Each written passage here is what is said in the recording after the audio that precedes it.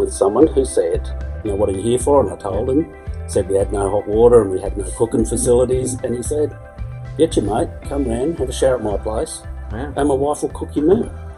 Wow. I thought, I declined, of course, but people don't offer that stuff. No.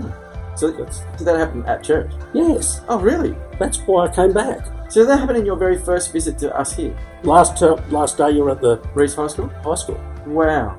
Yeah, that's why when I came back here, well, one of my atheist nurse friends, when she found out I was coming down here, said, you have to go to church. Wow. And I said, you're an atheist, why are you telling me to go to church?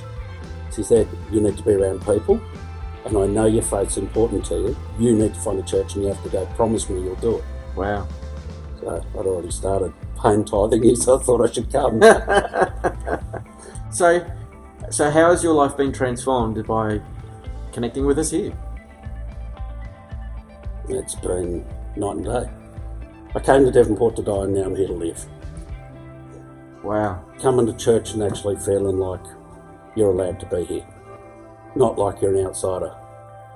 And the funny thing is, I've been in churches all around the world, all around Australia, and I've never been in a church like this. Like, I see people at the shops that I've never met, but I know the face from church, and they say hello.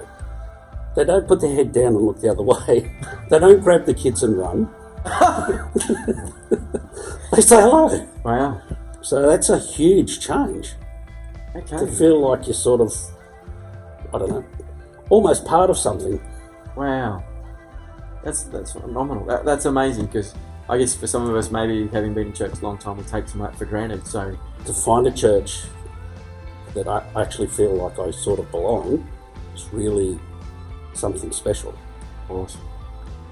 So you talked about night and day. What else has contributed to that sense that I'm different because of being around this environment? I think I've started hearing from God a lot more than I ever have. Wow. So again, what helped promote that kind of atmosphere? Was there something, a decision that you made? Because again, you and I have had some chats over the years. You said, get your phone out, we're going to do the Belong series. Oh, the U version. Get your phone out or get your tablet out and start on this. So I left church, went to Harvey Norman, bought a tablet because my phone's junk and I couldn't do it and I didn't have a tablet. So you bought a tablet just so you could do the plan? Yeah. You're amazing. You said it was part of...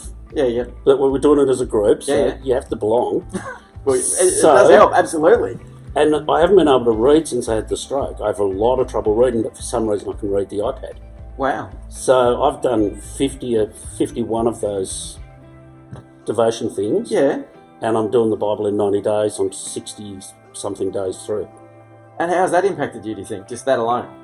Yeah, I've come up with more questions than answers. That happens, yes. Yeah. Yeah, so I think it was really good, and it's sort of given me a new respect for God, and God's actually really challenged me with it. That's so good. I always said I'd never give God a job because he doesn't turn up on time and he doesn't do it the way I want it. And God said, since when do I work for you? Whoa.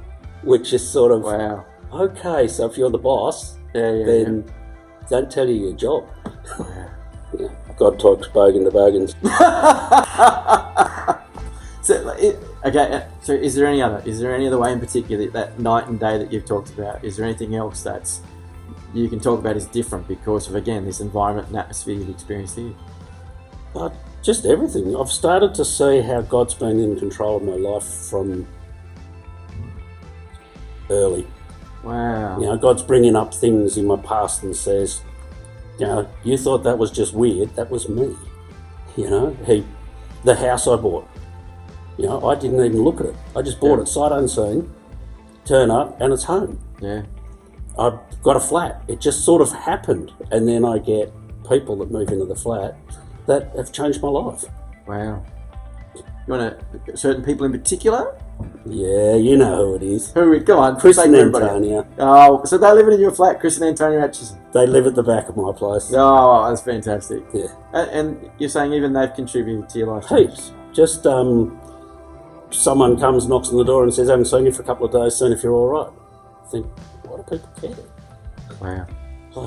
So just, very special people and, changed my life, and the flat was quite clearly built for them. Yeah. So God's saying, hey, you bought the house because I wanted you here. The flat was there because I wanted them here. You know, so... It's amazing how God goes ahead of us, isn't it? Yeah, it's amazing. And He's been behind me too. Yeah. Wow. Is there anything else you want to add before we bring this to a close?